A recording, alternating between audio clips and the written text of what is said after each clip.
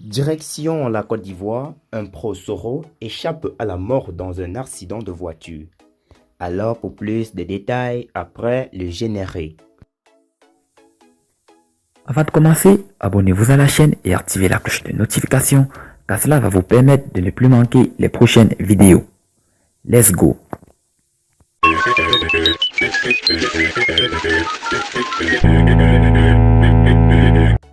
Les proches de Guillaume Soro ont retenu leur souffle.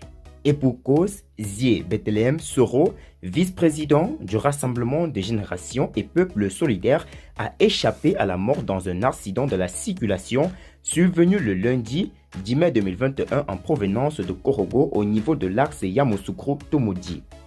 Zié Bethléem Soro, proche de Guillaume Soro, victime d'un accident.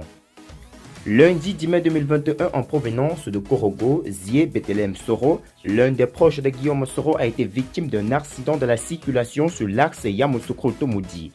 Le véhicule, conduisant le vice-président du Rassemblement des générations et Peuple solidaire, a fait une terrifiante sortie de route, comme le confirment des témoins.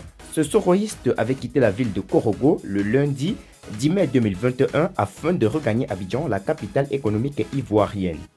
Le bilan de l'accident fait d'un mort.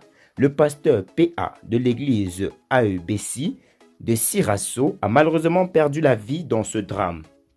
Les 4 autres occupants de la voiture sont sortis sains et saufs. Informés de la mauvaise nouvelle, les partisans de Guillaume Soro ont tenu à apporter leur soutien à leurs camarades de Zié Bethléem Soro. Jeudi 13 mai 2021, une forte délégation des générations et Peuple solidaire de la région du Béké s'est rendu auprès du vice-président du RGPS de la région des Savanes, actuellement hospitalisé dans un établissement sanitaire à Bouaké. Zié Bethléem Soro est un acteur politique et entrepreneur.